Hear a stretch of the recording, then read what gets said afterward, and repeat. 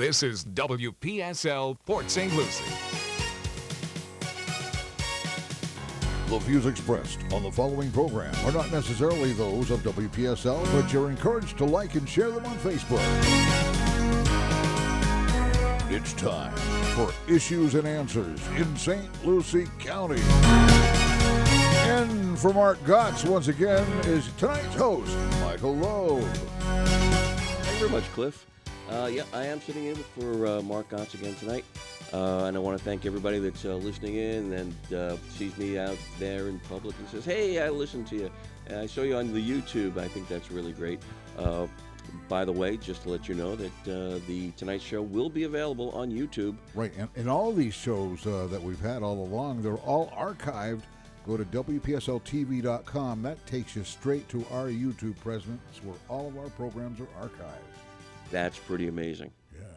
Way to go, Internet. Way to go, Google. Way to go, Yahoo, and the whole bit, YouTube and all. Okay, interesting stuff happening today in Martin County. I believe we had a couple of bank robberies, believe it or not.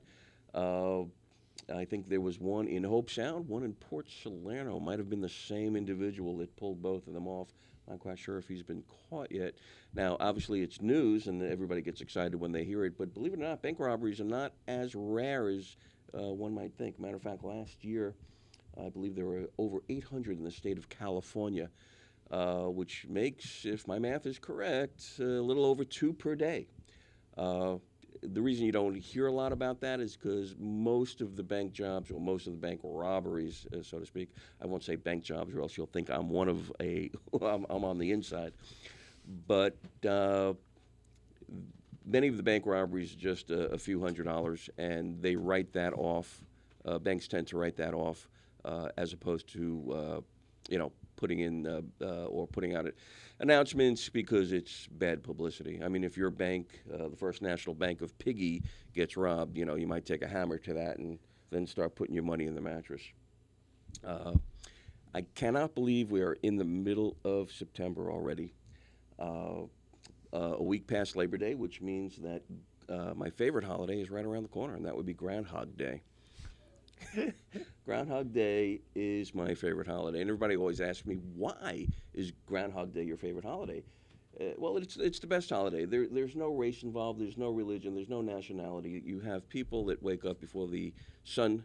They start drinking alcohol. They watch a weasel get zapped, jumps out of a hole, and then they go back to drinking alcohol and argue for the next 2 weeks what it means if the weasel or groundhog, I guess, should see his shadow or should not see his shadow. It truly is a great holiday. Tonight's show is important to everybody here on the Treasure Coast, everybody here in the St. Lucie County area, because it's about water. And I know water is important because over this past primary season, I probably got about, close to maybe 1.5 million mailers in the mailbox. And that's each day, indicating that this politician or that politician is the only one out there with a solution to the water. But today or tonight, a little bit different. We don't have a politician in the room. We actually have somebody that might actually know something about the problem because he's a biologist and a water treatment plant operator. My guest tonight is Scott Brown. Scott, say hello. Hello, this is Scott Brown, water treatment plant operator / biologist. That's wonderful, Scott, wonderful. Tell us a little bit about yourself and about a day, what happens, a day in the life of a water treatment plant operator before we get started.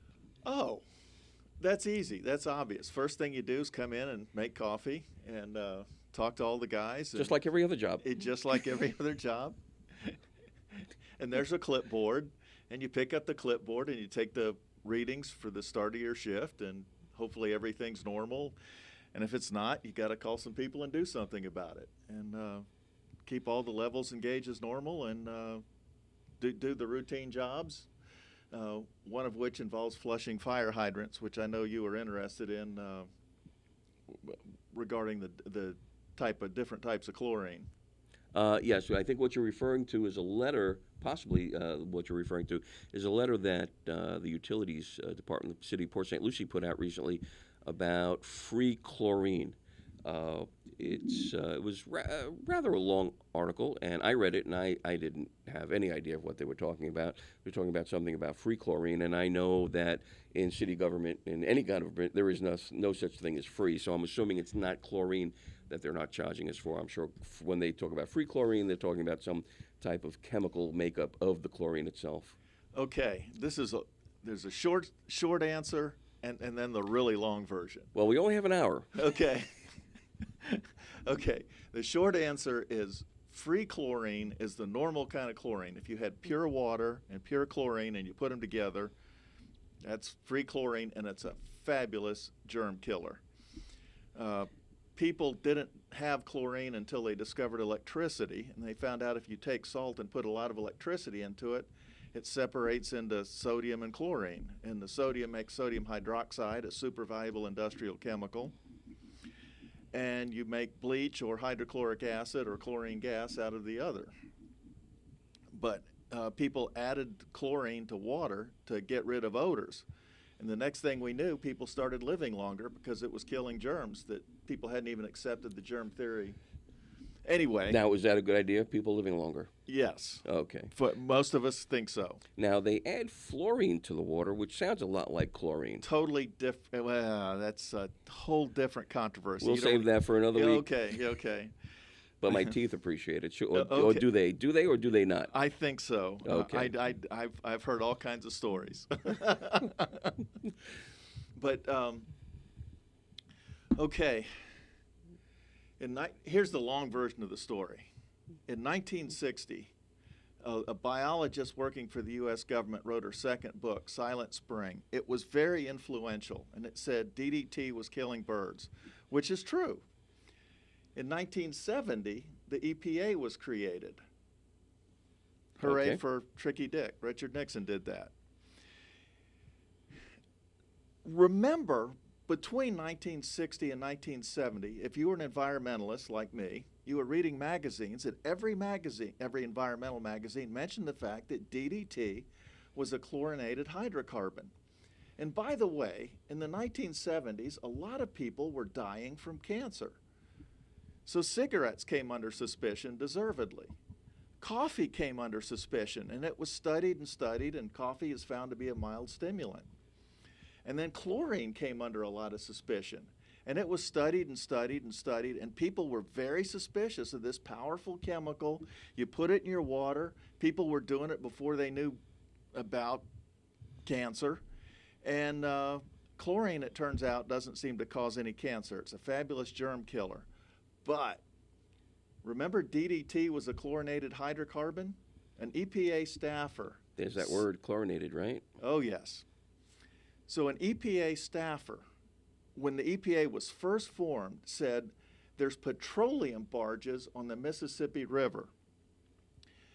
And New Orleans takes the water out of the river and chlorinates it. That might start something. So there was no problem. But somebody started looking for a problem, and they investigated and checked the city of New Orleans' water supply, and they found a chlorinated hydrocarbon, which had nothing to do with a petroleum barge, as it turned out. But the chlorinated hydrocarbon they found was chloroform. That tea color, the organic color we have in Florida water or in New Orleans, if you chlorinate that, you form traces of chloroform. The first anesthesia, you breathe the gas, it knocks you out. So a study was done on rats in California in 1973. And if you make the rats drink a lot of chloroform, they develop bladder tumors. Mm-hmm. And if you hold their heads underwater, they drown too. We're just worrying about the chloroform. Okay. So the bladder tumors were bad. So they took the amount of chloroform that caused bladder tumors and divided it by 10 or 100 and said that's a safe amount to drink,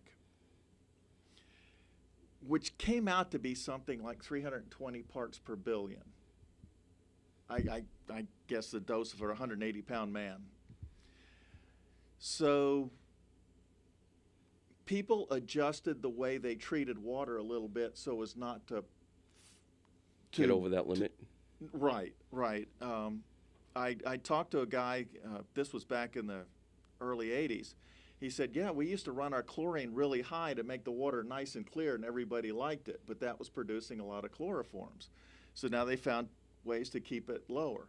One way to getting all the way back, I'm the rambling man, but to come back to my story, if you add ammonia to the free chlorine, it becomes 1,000 times less effective as a disinfectant, but it's not so bad at forming chloroform, and it's still an adequate disinfectant. 1 part per million of combined chlorine with ammonia, will kill all the germs you've got to worry about. So I was running a small water system up near St. Augustine, and we had flushing headaches. The water would go... Flushing headaches? Okay, the water would lose its chlorine residual in a day and a half. And 2 men came in and started flushing fire hydrants until the chlorine residual came back up. And a day and a half later, they had to do it again. And so the engineer told me a biofilm had formed on the pipes, and the biofilm was eating our disinfectant. It was eating the ammonia off the combined chlorine. So what we have since learned to do, this was 25 years ago, what we've since learned to do is twice a year, most utilities switch to free chlorine, the old form of chlorine, and kill the biofilm. And then you see a lot of people flushing and wasting water from different fire hydrants. And we get all kinds of headaches and residents' complaints. Why'd I get this notice? What does it mean? And it's hard to explain. Why does my water smell funny? Oh my gosh, yeah, chase them right out of the shower. So, anyway, that's, you look like you have a question. No. Okay, yeah, I do. Okay, so the end of the story is this a good thing or a bad thing? Is there something that people should worry about? Because I know there's a website called Nextdoor, and every community has one.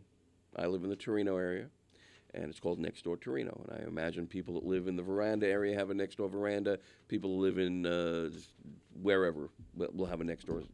And they're all talking about this. They all got this notice from the city, and they're all talking about it. And why does my water smell? Why does water look a little different? Why does the water taste a little bit different? And obviously they're concerned, and that's why we're talking here tonight.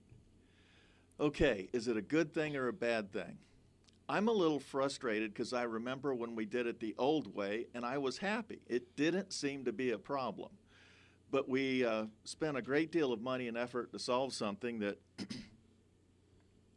may not have been a problem. Anyway, that's why we're doing it. So the engineers, if you choose to be concerned about a possible bladder tumor in rats causing agent, that's something you want to get rid of. Okay, so if you have pet rats, keep them away from the water. No. It's bad for dialysis. But we're all in the rat race. That doesn't it, are we still rats anyway? Usually. I know I am. For research purposes. For research purposes only. For research purposes only. Running on the little wheel. All right. I believe we're coming up to our first break. And if we can get the phone number in case anybody wants to call in, talk about the water. This is a call-in show, and I know you want to talk about the water because I want to go jump in the water, but there's all this nasty, slimy algae and who knows what else mixed with it. 340-1590 is the number to call. Let us know how you feel about it. 340-1590, you're listening to Issues and Answers in St. Lucie County. If as a woman you believe that you can accomplish all that a man can accomplish and more without the help of the government, you just might be a Republican. If you believe that you should have a say in your child's education and that you should have a choice as to where your child is educated, you just might be a Republican. To learn more, go to stluciegop.org and click on Being a Republican. St. James Christian Academy is fully accredited and is now enrolling for fall preschool through 12th grade, providing students with excellent education in a safe Christian environment for over 17 years. They offer dual enrollment, a Becca curriculum, transportation, affordable aftercare, STEM classes, sports, dance, and karate. St. James Christian Academy is now accepting fall enrollment applications. Plus, ask about their free tuition scholarships. Be a part of the excitement. Schedule a tour today or visit us at stjameschristianacademy.com. And now back to Issues and Answers in St. Lucie County. In once again this week for Mark Gotz is Michael Loeb. Thank you very much, Cliff. This is Mike Loeb, once again in for Mark Gotz. I'm sitting here tonight with Scott Brown, biologist, water treatment plant operator. And at the beginning of the show, I made mention to the primaries we just went through and the amount of mail that came out talking about how every politician, just about every politician, indicated that they were the ones with the plan to solve the water. Somehow, I don't necessarily believe the politicians. I like to go to the guys that actually went to school, actually have a degree, actually know the science. So, Scott, is there one simple answer to our water problems? And can you describe why we actually have those water problems? Oh, okay. Now, because everybody has an opinion, okay? And there's if there's 1 million people out in the Treasure Coast area, which I know that there aren't, but I'm sure there's 2 million opinions. well, I had this discussion with Mark Gotz, and Mark said he had gotten a lot of briefings and a lot of different, and I said, stop, I don't even want to hear it. With nothing to do with ammonia in the water, that was drinking water. Now we've switched to Lake Okeechobee. I said, only if you've taken an airboat from the Rim Canal through the dike would you understand what the problem is. As you go into a lock on Lake Okeechobee, on the right side at the entrance to the lock is a scale. It starts at 19 feet and it goes down to about 11 feet. And that's the level that the lake used to go up and down. When they realized the dike was really fragile and it might blow out and kill a lot of people, the Army being Not a good thing. The Army, which runs it, is very careful with it, and they're keeping the level at about 15.5 feet. That's their target. Mm-hmm. Well, it used to fill up to over 17 feet and then drain down to 12 feet. And when it did that, it was a beautiful thing. It filled up in the wet season and it drained down slowly during the dry season. And we never had these Blooms, algae blooms. We had the algae blooms, but they stayed in the lake. Mm-hmm. We didn't have the water releases. But I tell you, my family's from the West Coast, and the red tide is worse than we've ever seen it in our life. It was spectacular this year. And they say it happens Not spectacular in a good way. Not in a good way at all. Killing things that didn't used to kill, like manatees. But it seemed to happen about 2 weeks after the big releases that go east from the St. Lucie River and west out the Caloosahatchee into Estero Bay, and then it goes up the coast. And You say those words like a Florida native. sorry. See. Are you a Florida native? Oh, see, yeah. I'm Okay, from here. so you've been here a long time.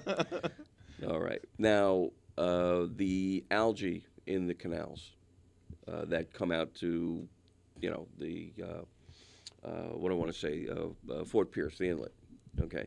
Now, I'm told that those happen or have been happening since the canals existed. Oh, yes.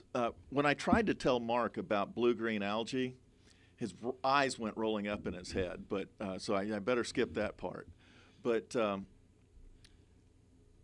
any water operator who operates a surface plant, you have a reservoir, and in the late fall you're going to have an algae bloom. So before the algae bloom gets bad, you treat it with copper sulfate, which you probably wouldn't do out in the environment like Lake Okeechobee, but in a reservoir you do treat with copper sulfate. That knocks down the bad algae. The blue-green algae are sensitive to copper, and so it knocks them down and prevents the problem. Mm-hmm. Now, when you say the bad algae, I assume if there's bad, then there's good. Is there good algae? Oh, yes. Or less bad algae? Okay, blue-green algae are special. Let me give you this. I got to say this because the biology thing. There's 5 kinds of algae, and they're named by colors. There's blue-green, which are really special, green, red, brown, and golden brown. Okay. Okay. So the blue-green algae, the important ones, they're actually a form of bacteria. They're not a single-cell plant. They're a bacteria. They don't have a cell nucleus, and they make all kinds of weird, nasty chemicals. That's the whole problem. And they grow slowly. The green algae, which plenty of headaches of their own, the fastest growing plants on Earth, and they're green algae, and they're a true plant. Red algae, you never worry about them. I mean, you see them in marine biology class. They live in deep water. You know the red color on an apple? Yes. That's a photosynthetic pigment xanthophyll. It works better in deep water. Those are words I wouldn't even try. Okay, so that's what red algae have. Brown algae is kind of important if you like kelp and sargasso weed. Okay. So they're a fast-growing plant, and they're important to the environment. Golden brown algae are my favorite. Okay. That's a single-cell brown algae, and it needs a house to protect it from predators, so it builds a glass shell. And these are diatoms. And now that you've got a glass shell, instead of limestone, it builds a shell out of glass. So No, real glass? well, quartz. Quartz. Okay. Okay, so it precipitates a little quartz shell, and now it's going to sink to the bottom and die. Mm-hmm. So it needs flotation. So it makes a drop of vegetable oil so it floats. And now it's floating around in its little glass house with a drop of vegetable oil, which is where our petroleum deposits come from. That's why diatoms are my favorite algae. That's pretty amazing. For everybody out there that is running to their internet right now. To commit suicide. No, not to commit suicide, but to sign up for biology classes. Okay? And it's all because of your doing here tonight. Okay. Okay, saying words that they probably don't. I know I don't understand. I doubt very much many people out there. But it's a magnificent world that we have out there, and it's very, very diverse. And I can imagine that there's no simple answer to what we're seeing. Well, back to number one, the blue-green algae, the slow-growing nasties. I don't know anything about blue-greens except they grow slow and they make a lot of nasty chemicals. And when people say it hurts their eyes and they stay out of the water, Mm-hmm. I thought, gee, I wonder if the Water Management District, South Florida Water Management District, they have plenty of money. Couldn't they invest in filters to take it out of the lake? Something that they've talked about for the red tide outbreak. That's not an algae, that's a protozoa. But they're bubbling ozone from a boat, and trying to see if it'll knock it down a little bit in the environment. So maybe somebody could ask SwiftMud to set up a barge with an ozone bubbler on the back. Mm-hmm. Now, red algae, bad. You get the red tide. No, red algae. No. Red tide. The red tide, the protozoa. Yeah. Okay. Bad. What happens if we eradicate it from the earth? Oh, that would be nice. Really? There's no fish that feed on them or anything like that? I don't It won't think hurt the ecosystem? This protozoa makes a toxin that it's a nerve toxin, and it bothers people and it kills fish. And nobody has been able to figure out. There's a Marine Institute in Sarasota that's been there my whole life. And my whole life they've been studying red tide, and I've never heard of them coming up with an answer. So if somebody from one of the competing Marine Institutes, like we've got over here, Harbor Branch, knows something about how to end red tide, I'd sure like to hear it. Call on in. The lines are open. Call on in. Let's talk to Scott Brown, ask him questions, or impart some wisdom upon us. Yeah. Yeah. When I hear red tide and trying to get rid of red tide, I'm thinking maybe we should just close the University of Alabama. Oh, roll tide, roll. And the number, if you want to call in and talk to Scott and ask questions about the water quality or have an idea of your own how to solve it, would be 340-1590. That's 340-1590. That'll patch you through to the WPSL radio show downtown Fort Pierce in the tower. I believe we're 37th floor tonight. Matter of fact, if you're watching us on YouTube, if you were watching us live, there would be a green screen behind us. But I believe that Cliff is going to be placing a beautiful water beautiful water scene right behind us with sharks and protozoa.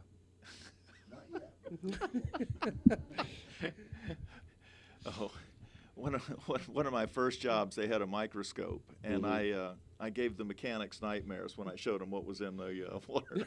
Well, this was a wastewater plant, so it was a little more ferocious. There was blue-green algae, which move, and then there's all these things they call water bears and Water bears? yeah, rotifers.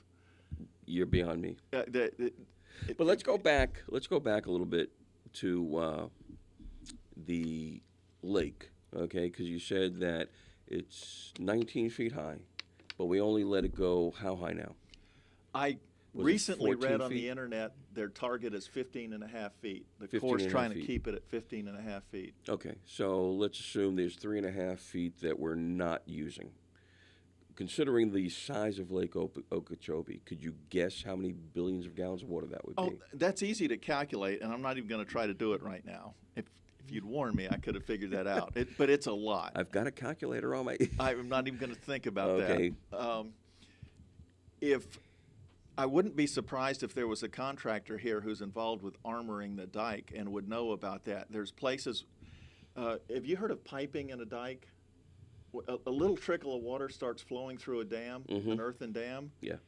and then it makes a path for itself and becomes a big trickle, and then the Yes. whole dam blows out. There was a story about that in Little Dutch Boy. Okay. There's other stories where a lot of people got killed. So, Well, there's obviously New Orleans and Katrina, yeah. okay?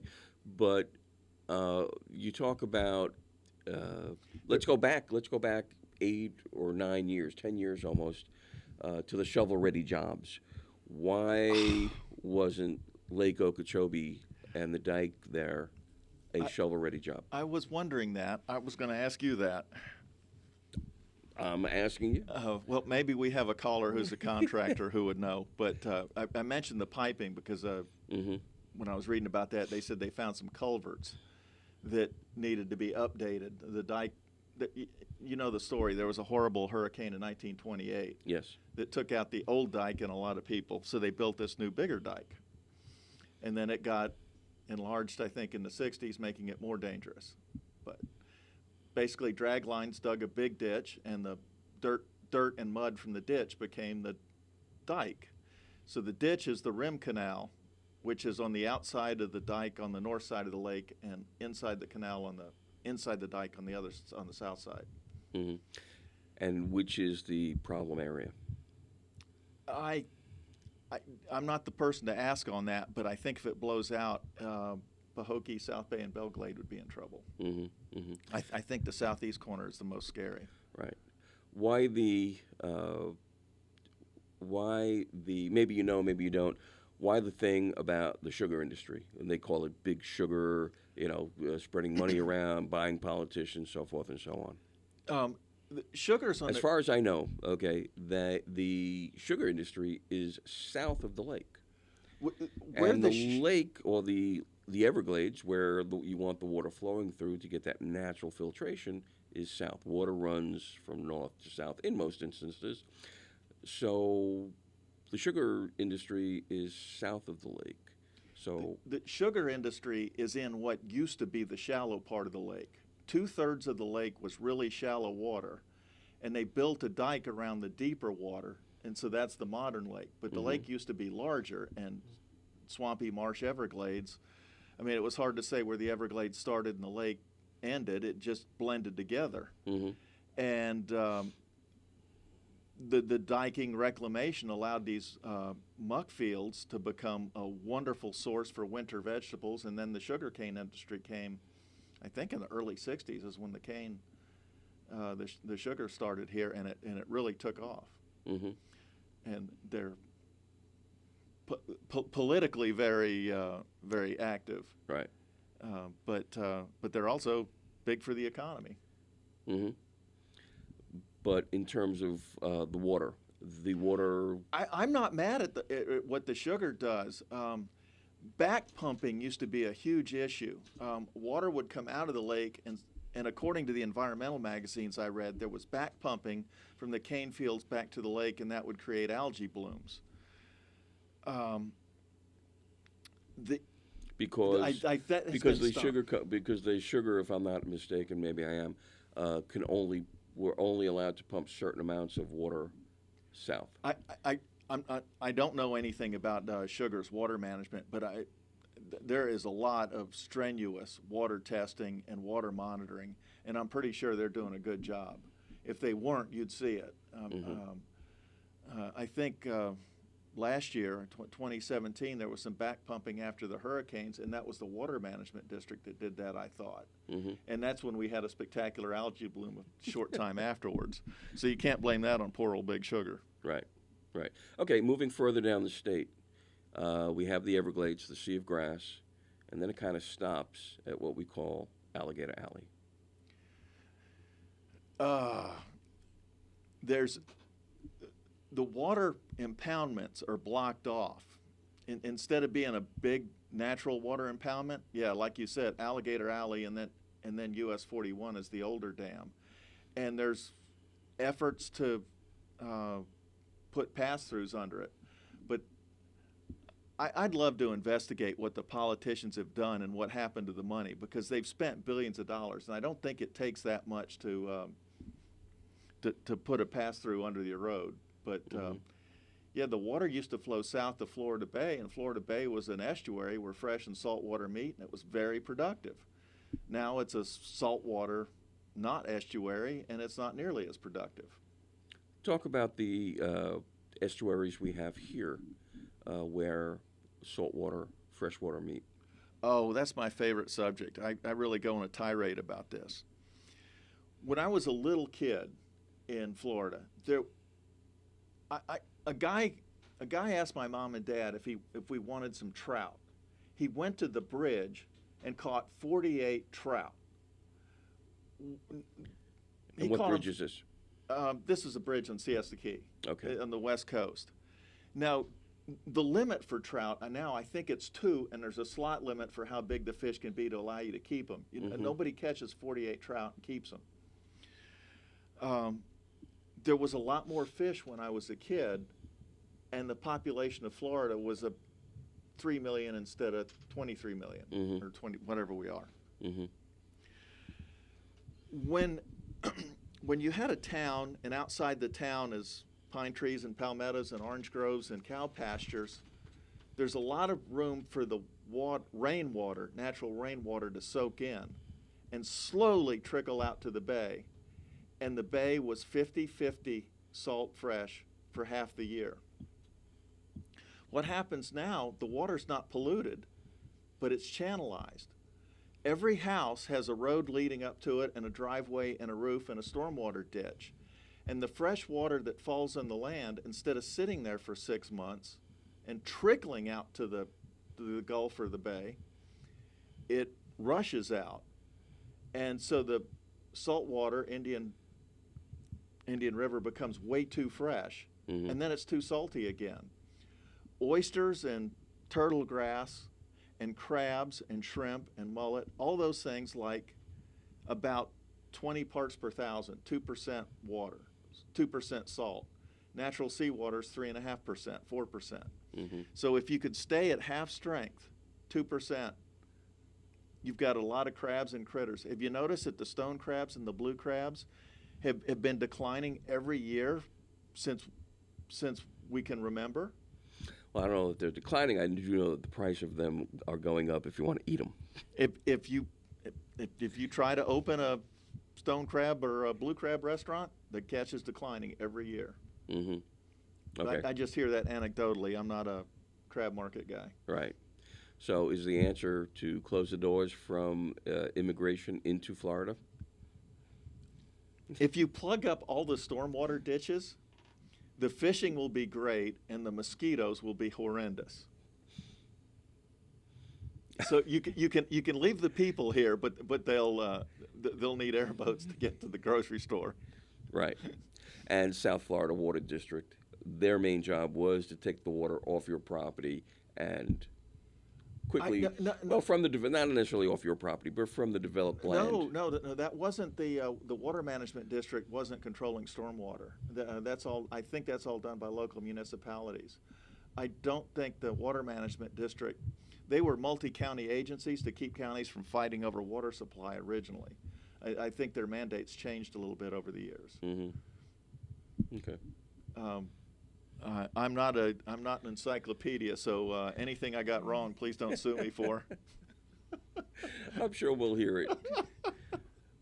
Tomorrow when we see this on YouTube, there'll be like 400 comments. You got this wrong. You got that wrong. Oh, okay, good. We'll try and answer. We'll try and get back to everything. Okay. So going back, you think a great project would be to shore up the dikes on Lake Okeechobee. That is being done, and I was hoping a caller would come give us an update. But armoring the dikes, they did it in New Orleans, where those big corrugated steel panels are pounded into the ground, mm-hmm. and so you got a steel wall on, right. on the backside of your dike. Right, but of course, until they're tested, you don't know that they work. Well, steel doesn't need much testing. There's a groove. Well, won't steel corrode? Oh yes, eventually. But these things last a long time. Mm-hmm. But they're like 20 feet tall or something, and they're pounded into the ground, mm-hmm. and they're grooved. One side slides over the. It's like a male-female connection, right. But corrugated. Yeah, there you go. And they're very strong. Mm-hmm. So New Orleans is protected that way now. Okay. Well, that's good. That's good because we are in the heart of hurricane season, and hopefully South Carolina is battening down because I understand they're going to be hit pretty hard with a hurricane. Let's go from the Treasure Coast because initially we were talking about adding chlorine to the water to, I guess, clean it. Let's go across the country. Let's go to Flint, Michigan. Oh, my. What's going on in Flint? Is there any update in what's going on in Flint? More importantly, because Flint became a political football, okay? Yes. But what's the truth? What do you believe actually is at issue in Flint? Well, I don't know anything about Flint, and I won't criticize them. But I was yelling at the television when it was on. They would show a lady with a jar of red, disgusting-looking water and say that was an example of polluted water. And that was one thing making me scream at the television because that happens all the time. That's iron from a fire hydrant. Right. Every time I flush a fire hydrant, I get to see that. The lead poisoning is very serious, and that was, of course, invisible. You wouldn't see it or taste it. But if you were crazy enough to have a pitcher made of leaded glass or lead, and you made lemonade in it, you would get lead poisoning very quickly because lemonade's acidic. In high school chemistry, they teach you the solubility rules. Acid makes things dissolve, like lead. Flint, Michigan was such an old system, they actually had lead pipes. In the rest of the country, well, we got rid of lead pipes a long time ago. I mean, we just were built after they were no longer in use. And we got rid of lead solder, and I think it was in '85 when we switched to silver solder, which is a little harder to use, but works well enough. But what I wanted you to ask me about was the corrosion testing. I used to do this for one of the jobs I had a long time ago. I did the corrosion testing every day on our water supply. Now, when you're talking about corrosion, you're talking about the pipes themselves. No, it was, okay, the lemonade is aggressive. Mm-hmm. Pure water is aggressive, not as bad as lemonade. Right. For our friends at home, water, believe it or not, is a corrosive.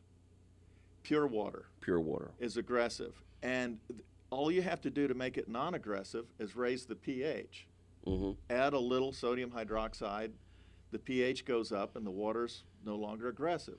So the testing I did every day for a water system that's got absorbed by Sarasota County, we would add chemicals to adjust our pH based on my testing.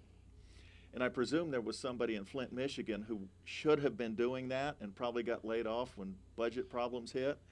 And so I was screaming because it was so cheap and easy to adjust the pH of water so it would not be aggressive and not absorb lead. I mean, that is an easy, cheap test to do.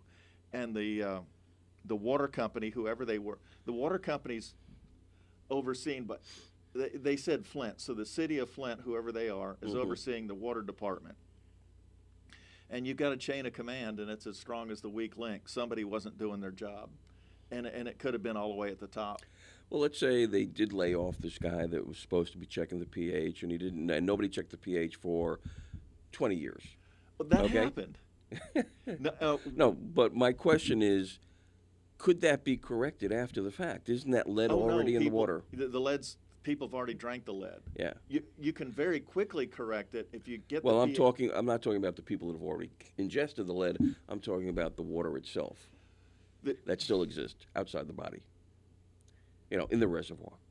Or in the pipes. That's not a problem. When it gets to the environment, it'll precipitate, it'll react, it'll do something.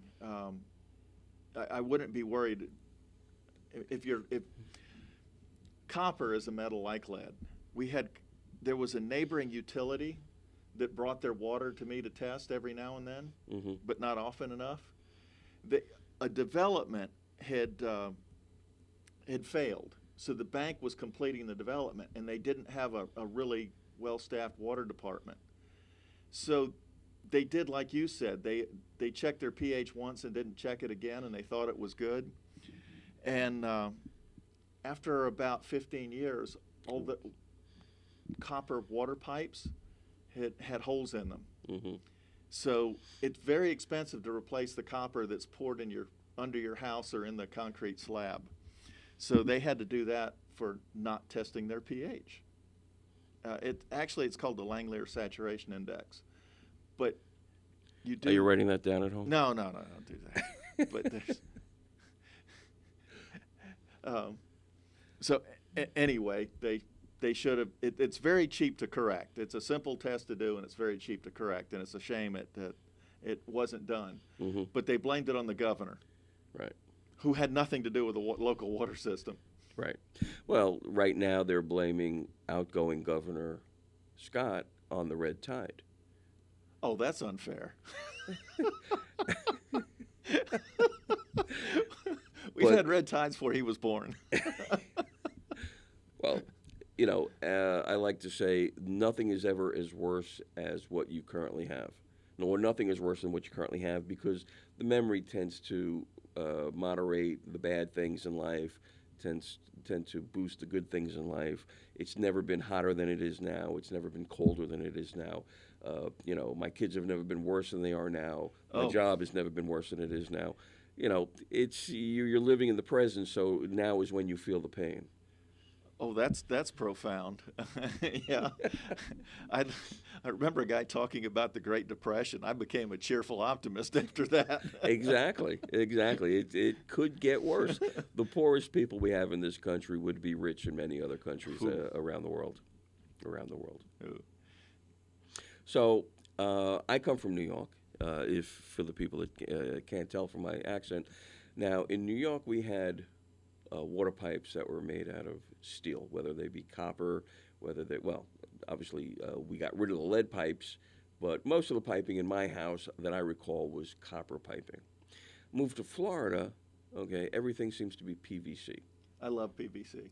Well, PVC is very nice to work with. Matter of fact, I had my own water issues today. I did a little bit of plumbing today. Very easy to work with, but is there anything that dissipates off the PVC pipe that we should be concerned with? Not that I know of.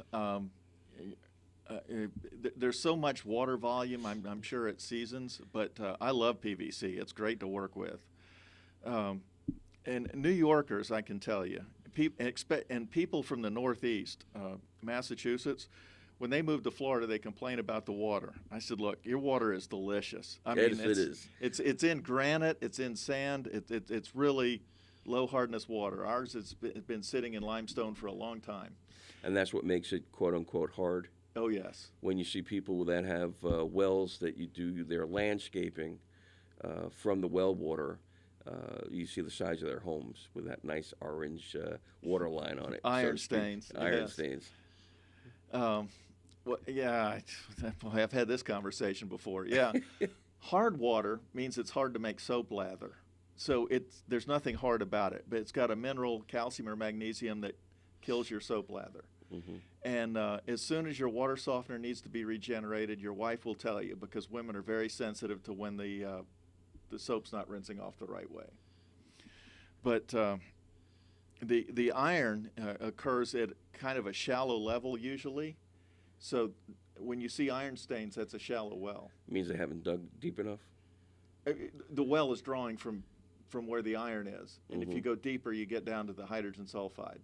Is that good or bad? It's just something we take it out at the water plant. Iron's a real pain to deal with. Mm-hmm. If you have a water system with an aerator that deals with it, they're unusual. They're not as popular as they used to be. And iron filters are available, but iron is a real pain to get out of your water system. Mm-hmm. That's why people spray the cheap water on their lawn. Right. Now, earlier you talked about 1970, the federal government opened up the EPA, Environmental Protection Agency. And I know we have a Environmental Protection Agency here in Florida, and every state in the union, which is 50, has their own Environmental Protection Agency. Are you asking about my favorite Floridian?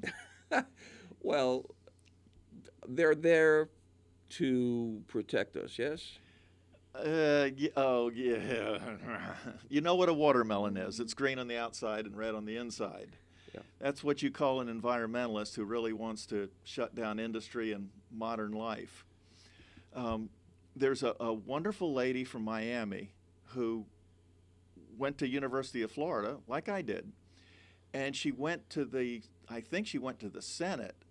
And then when Lawton Chiles came, she wasn't a senator, she was a staffer. When Lawton Chiles became governor of Florida, went from senator to governor, she became head of the DEP, and I have licenses signed by Carol Browner. DEP standing for Department of Environmental Protection. The Florida Department of Environmental Protection. So she was head of that for 8 years. Mm-hmm. And then when Al Gore became vice president, Carol Browner became head of the U.S. EPA.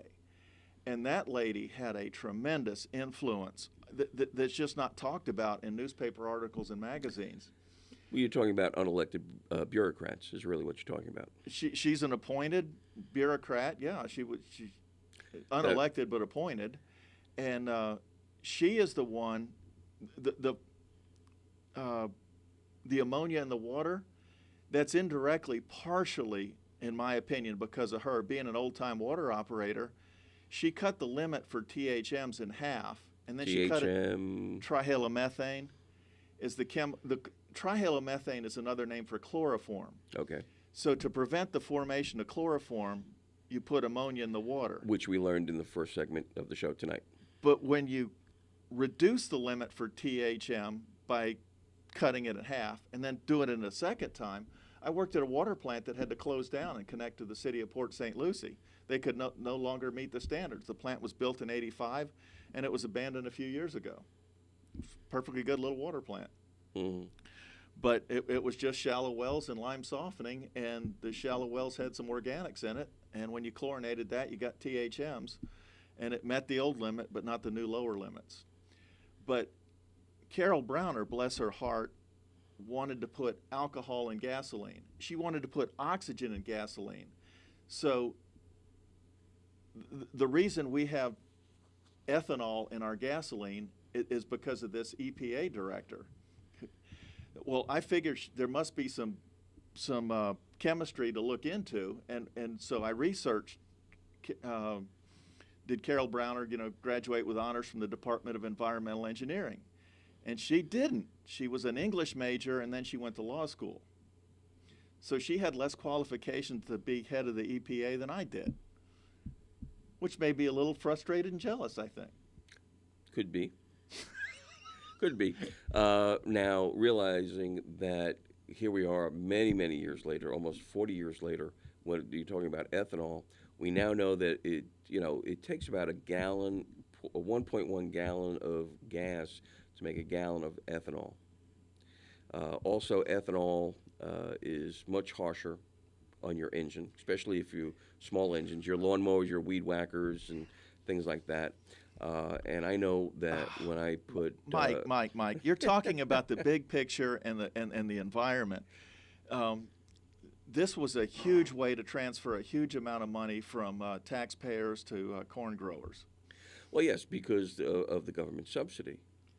So you to can't get them to once grow you have corn. a government subsidy, I don't think you're going to get rid of it. Well, it's very hard because that subsidy is built into the business model, and you start taking away that subsidy from the business model.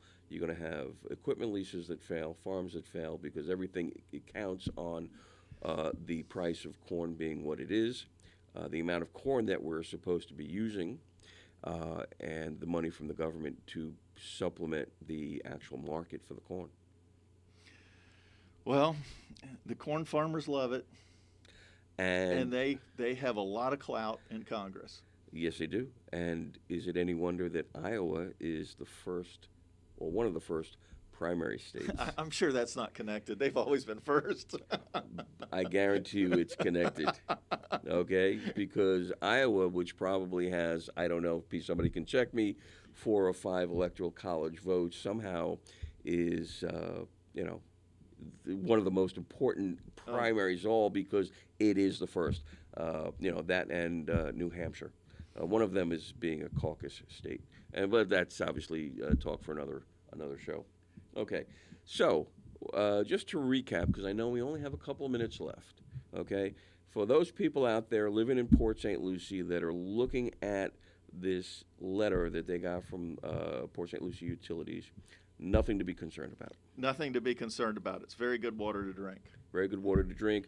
It'll just might smell funny for however long they're doing this. If it's from a municipal water source, other than in Flint, Michigan, it's very good to drink. Very good to drink. Okay. And Okeechobee, or easiest thing to do to solve the problem. Fix the dike. Please fix the dike. Please fix the dike. Okay, if you can take that water, and so you can do this. It's just a simple calculation. It's got to do with diameter and radius and pi, and I'll email it to you. And the volume of water. You're talking about the volume of water, the cubic gallons. I guarantee you, it's billions and billions and billions. That's just a huge lake. You raise that a few inches to raise it 3.5 feet. It's just going to be tremendous. You'll never have to have a discharge like they have now. I'm sure you're right. Stormwater is really incredible. There's a huge volume of stormwater going too quickly into the Indian River and making the water too fresh. And if that could be held in a reservoir, and I actually think there's some interesting planning the city of Port St. Lucie is doing to develop sources like that. They're really very quickly, forward thinking. Really quickly, water farming, because I think we have about 1 minute left. Water farming. I love the sound of that.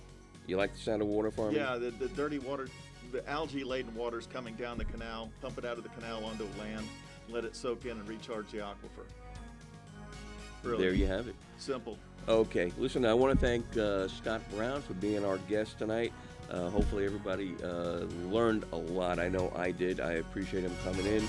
I learned a lot about our surrounding water, because Florida is surrounded by water. Water is important. It's our number one resource. Just a few feet below our feet, too. Just a few feet below our feet.